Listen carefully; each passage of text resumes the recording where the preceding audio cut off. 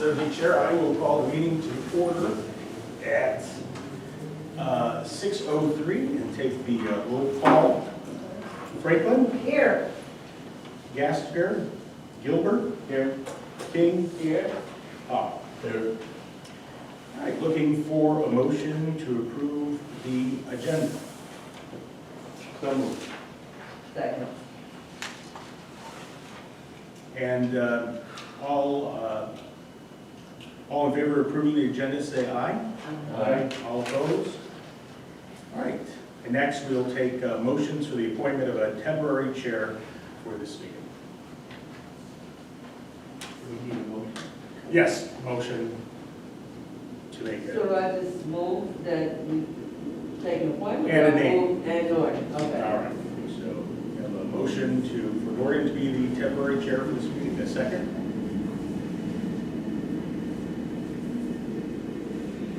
And everybody approving of Norton as a temporary chair, say aye. Aye. Nay?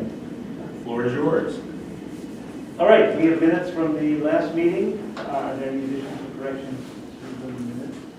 And if not, is there a motion to approve them as written? So, Thank you. yes.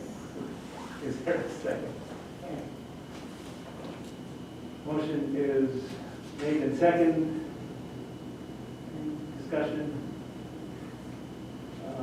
All in favor of the motion indicate by saying aye. Aye. All opposed? Public participation. Yes, I'll make my comments brief here, so the committee can engage in this discussion here. And perhaps the chief can expand upon this. The criteria for BOLO notifications. Item D says examples of legitimate law enforcement reasons included, but are not limited to, various items on here. And most of these items make perfect sense to me, but one of the things that have been discussed lately is that we would not be using these for any sort of traffic-related items here. Specifically, item D kind of troubles me because that does appear to be a traffic enforcement item. Registered owners who have revoked or suspended driver's licenses. I know of some individuals in this town who unfortunately have had their license revoked, but their vehicle is still lawfully registered in their name with a licensed driver available to drive their vehicle. In fact, someone who I know works at Walmart who has a son who needs to drive her vehicle. She brought this up to me just the other day. She is concerned that these cameras will tag her license plate and the kid's going to be pulled over even though she's not allowed to drive it, but he is. So if the license plate's in the system, even though it's a valid license plate, it will be tagged and her son is going to be pulled over. So I have a little bit of difficulty with that particular provision of the criteria for BOLO notifications. And again, this has to do with traffic, and I know perhaps the chief can discuss that further going on. But also the phrase in item D, but not limited to. And I know it kind of goes against what was said earlier, like, can that bring in, like, whether you're going to time vehicles between camera A and camera B and issue citations, speeding tickets? You know, I don't think that's the plan, but it doesn't specifically negate that in what is listed in front of me here. So the phrase, but not limited to, is concerning to me. And that's all the comments I have. But otherwise, I think the policy looks pretty good. So I'm happy to see this and good work on the part of the chief. So thank you. You want to respond now, or do you want to respond as part of old business? Old business is next. So, I'm fine either way, sir. well, the floor is yours. Okay, so, and thanks, Mark, for bringing it up. And at the end of the day, when it comes down to the wording, we're not the only ones that use this system. A lot of different agencies use the same type of system. We can only, and the reason why all these different criteria are listed in the policy is because that's exactly what the mechanism can do. Now, it doesn't mean it's what it will do. And every agency is different. They filter their LPRs the way they see fit.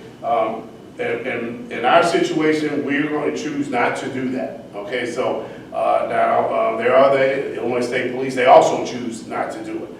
And so in this case, I know it's listed, but that's just some of the criteria that can be used. So, and I know I spoke out earlier on in one of the meetings here, and we talked about what the emphasis for our LPRs will be, and it's still the same. You know, we're talking about criminal activity, we're talking about amber alerts, silver alerts, those type of any felonious vehicles, of course, hit and runs, especially hit and runs with injuries, hit and runs with death. Those are the type of criteria that we will be using the LPRs for.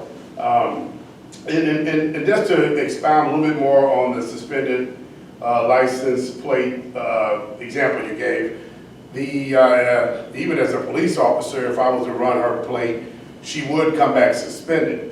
But I also would see that her son was driving the vehicle, so I wouldn't be able to stop that vehicle. I don't have proper cars now because it's a male, she's a female.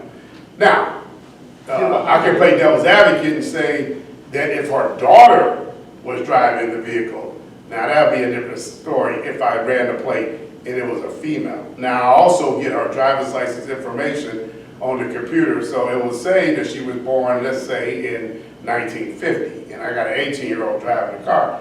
There again, just by the process of elimination, I still don't stop that car. I don't have proper cars now, just for the age difference. So I'm just, I'm just talking about the example, because and as a police officer driving down the, patrolling and on Lincoln Highway or any other road in the town, they occasionally run plates, and they do come back suspended, and then we have to kind of ascertain, is that possibly the driver? Maybe not. Sometimes there are tinted windows involved. We have no way of knowing who's driving, and then we would make that stop. So, but in regards to the LPRs, that will not be part of what we use the mechanism for here. And like I said, it's going to be extremely impactful. Thank you for your kind remark about the policy. We put a lot of work into it. We talked to a lot of other agencies, so we didn't reinvent the wheel here. A lot of this is, we borrowed some and we added a little bit and made it ours. So, but I do understand, we've talked several times about this, and I understand your angst, but and I also said this on a radio show the other day with Terry Ryan, this is a positive technology that we're going to use here, and you'll see the results pretty quickly, and I think everyone will be proud about what we did here. So, but thank you. And now are you going to make a presentation about this, or? Well, I presented it already, right? They don't have the draft. Yeah, they have. They have. Okay. I didn't know if you want to go through some of the. Oh, well, I could go through, I didn't know if you want me to go through definitions, I could do that. What's this briefly? Yeah, so, so some of them, the policy is it's not very robust, it's 3 pages, it's simple. And basically, some of the definitions you'll see: automated license plate reader, ALPR. It tells you exactly, what this equipment is. It can automatically, without direct human control, locate focuses on photographs, vehicles, and license plates to come into the range of the device. So, as a definition, that's what it does. Now, we have it set up right now in communications. There's a single monitor assigned just to the LPR, and you can change the view on the monitor. You can have up to 64 little windows, or you can reduce it to 12. It just depends. I will leave that up to the dispatcher. I don't want, whatever. 64 might drive me crazy. Yeah. 12 might be more appropriate, but I will allow them, of course, to make that adjustment. Now, basically, the way it works, like I said, when we talk about a BOLO, which is be on the lookout, so that is based off some entry. Let's say it could be by DeKalb, it could be by Sycamore, it could be by the Illinois State Police or any other agency. They will put a vehicle into the system as a be on the lookout wanted for homicide, let's say. So this plate, even if it's just a partial, we might only have a partial, we might have an entire plate, doesn't matter. We will get a hit once they cross through one of the license plate readers here at DeKalb. Immediately, the audible signal will go to that monitor downstairs. It will show up red in one of the windows. So it'll be the window that the plate is actually being identified at. So of course, at that point, the dispatcher will move from her regular counsel or his regular counsel. We'll go over there, hit that, hit that screen box, and then start filtering out information. So vehicle make, plate, what they're wanted for. And then that will be dispatched to our units on patrol, and they will go into the area and then try to locate that felonious vehicle, and then do a felony traffic stop once they locate that vehicle. So in a nutshell, that's kind of how the process would go. And if and there are several different types of alerts. I'll go over that because that might be a little bit important. So an immediate alert. Dave, can I interrupt? Yep. Oh, I'm sorry, Mr. Chairman, can I just ask? Yeah. If you could explain, and maybe you don't know this, I know this one. So if the local control here is the key feature, and we get information, our dispatchers or a staff officer gets information about a certain make and model and license plate of a person who's on the run, tough criminal, Right. so forth. We want to know if that person passes under the. Do we type in that information, or does the computer somehow search and know? Is it on a?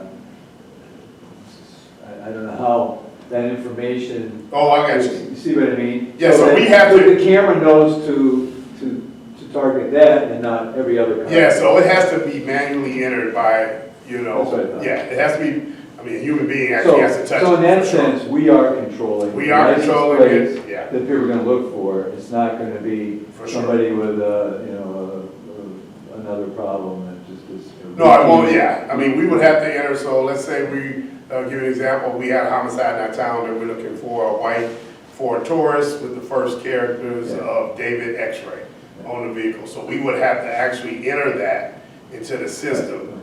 Okay. And we will put as much information as we have, press send, now it's in the system. Now, we might miss it here, but Aurora might pick it up there. So, and then Aurora's hit will come back as wanted for homicide, DeKalb, white Ford Taurus, first That character. has some Yes, relevance to the previous question. sure. And that's how so it has to be, there is a human element to it, and that's the beginning of it. The rest of it, the technology will handle once you enter it in the system. So, and then on that same line, sir, we talk about alerts. So an immediate alert is an alert that occurs when a scanned license plate matches the license plate on the initial BOLO list and that is reported to an authorized user by means of an audible signal or by any other means at or about the time that the subject vehicle was encountered by the LPR. So there are those immediate alerts. Those we're going to take action on immediately. If we see it, we're going to respond to those. Now there also are non-encounter alerts where the agency might not want us to make contact, the entering agency. So and they'll enter it as such, meaning that they want to know where it is, but they don't want us to make contact. And that could be some investigative reason. It could be a lot involved there. So if they entered it that way, we would respond to them and say, well, we have your vehicle in DeKalb at this location, at this address. What would you like us to do? And then their response would most likely be, can you do surveillance? And we have units around. Something like to that effect. So you can enter it that way if you choose to. But like I said, that would be case specific, and you might not, most likely you won't see a lot of those. I think when you see them, you want to get them while you can. But there could be a reason, there's some type of investigative reason, or why they wouldn't want us to make initial contact with them. So those type of alerts are things that you can put into the system.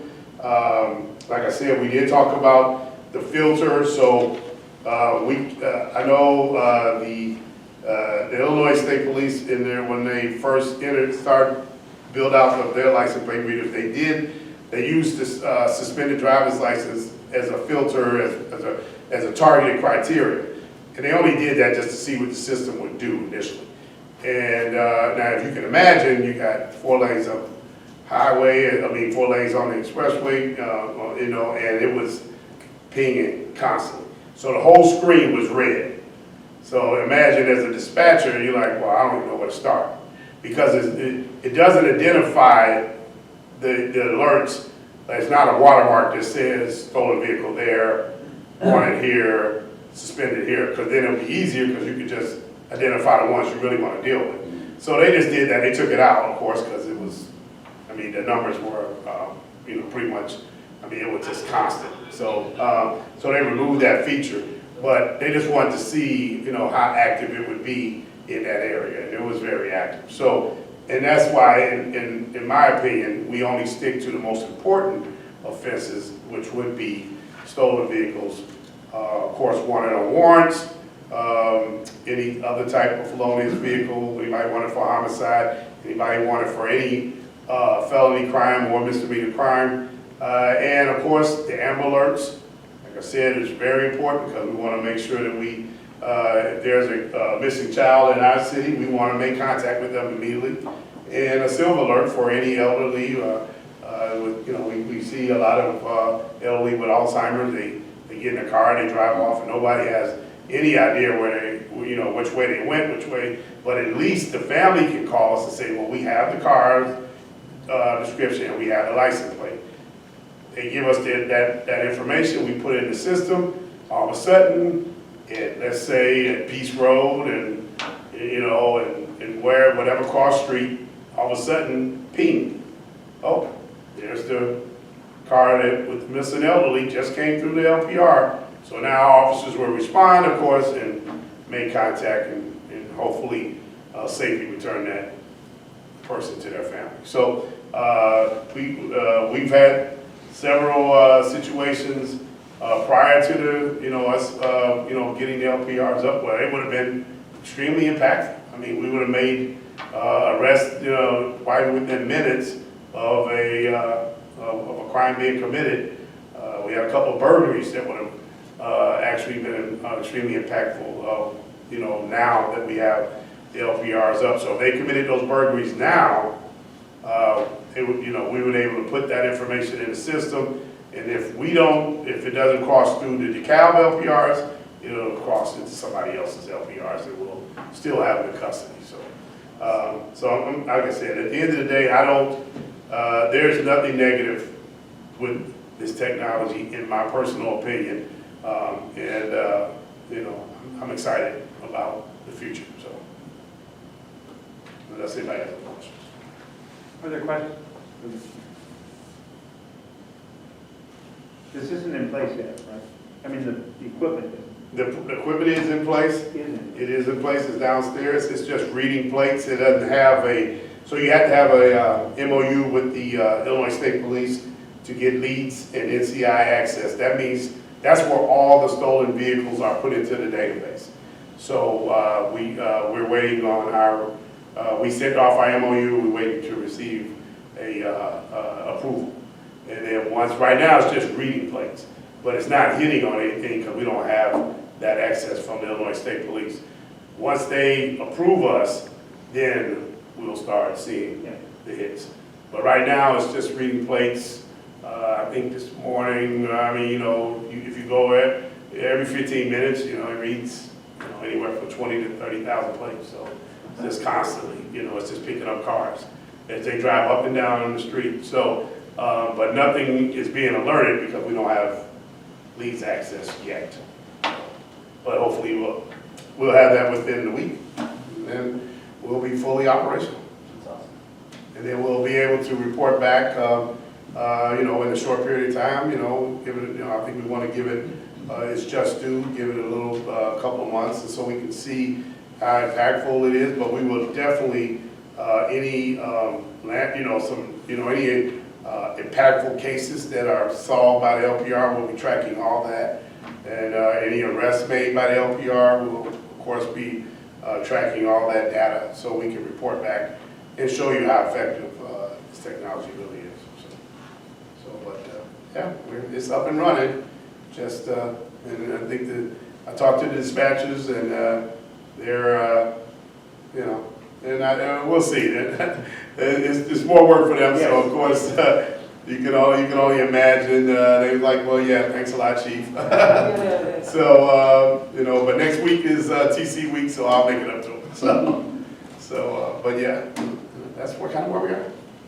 So if somebody steals a car. Sure. And they change the license plate, there's no way to know. That's a different, yeah, that's, yeah, if the plate that we entered is now changed, then yeah, that's, so now it's gonna get to, now that vehicle just has to be stopped.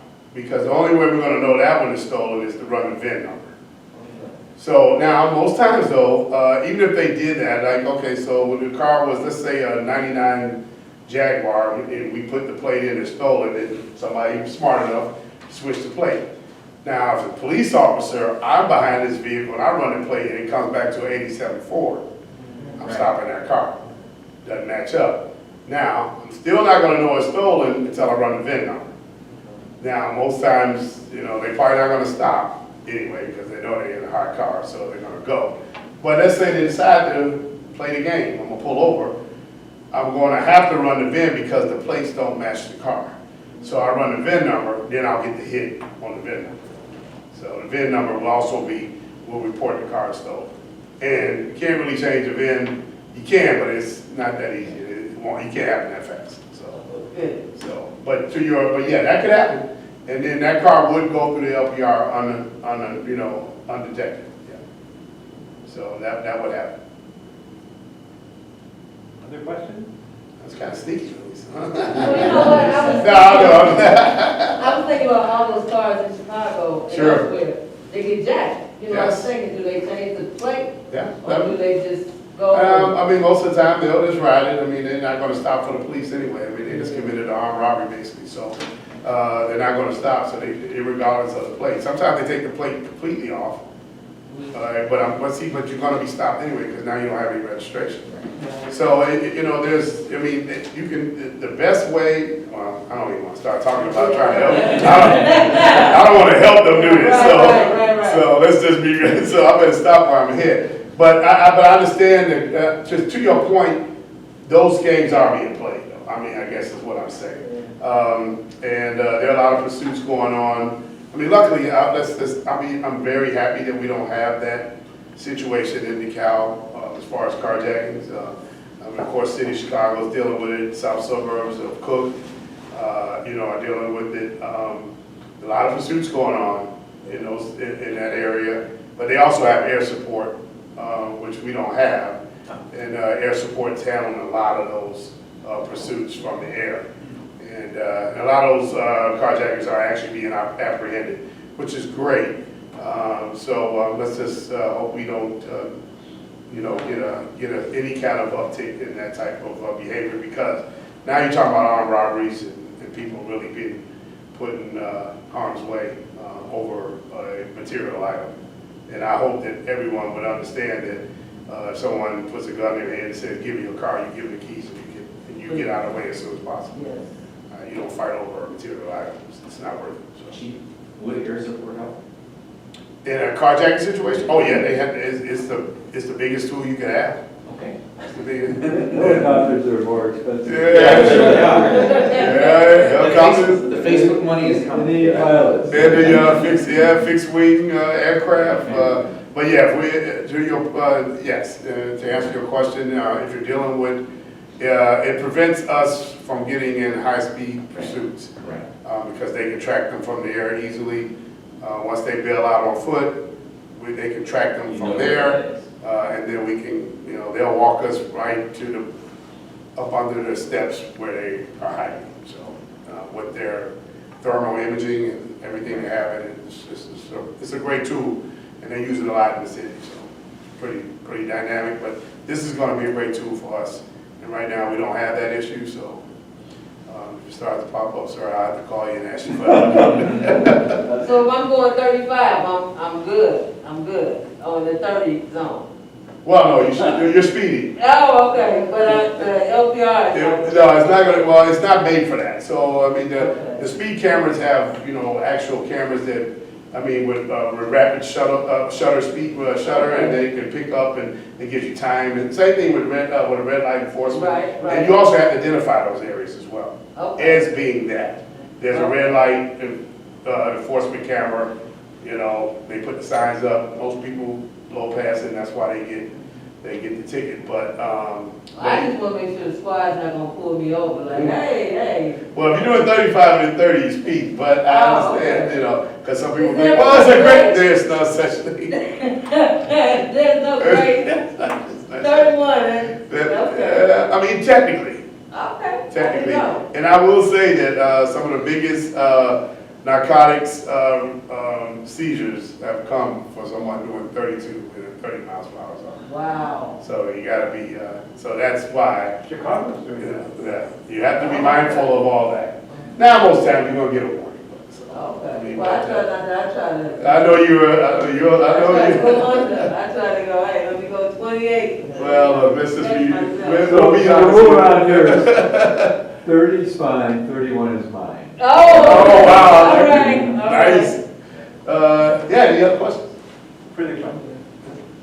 Thank you, Chief. Oh, thank you guys for having me, of course. Thank you. Yeah, thank you. Get out your way. Thank you. Thanks, Bill. And thank you for spending some time with us, Mr. City Manager. Thank you. And good with Chief, yep, good seeing you. Sir? Eileen, is this yours? Well,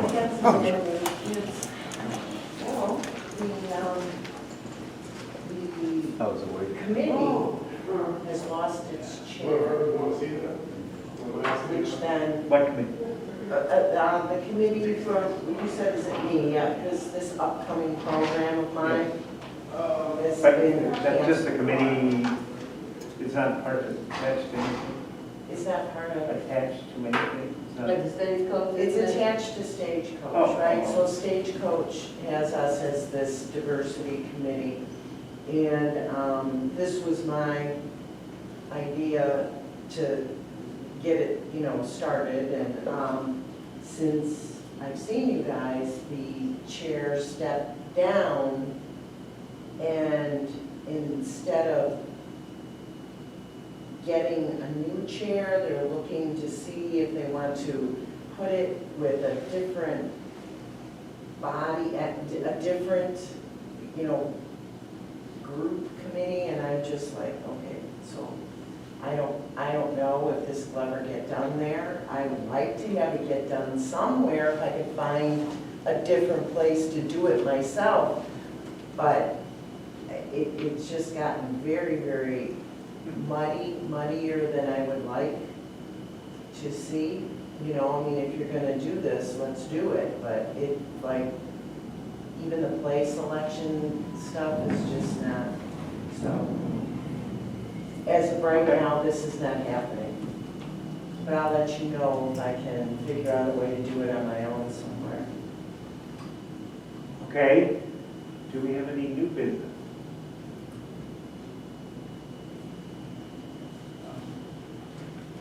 I'd like to thank the mayor and the alderman and the president for spending time with us this evening. If I may thank you all, for we had our tight quorum here, thank you all for responding to me and making it out, especially Andre, who delayed birthday activities to be with us, but it was important for us to get through that policy, so, thank you. And we're having a motion to adjourn. So, well, Andre, second. Yep, second. All in favor? I. All opposed? We are adjourned.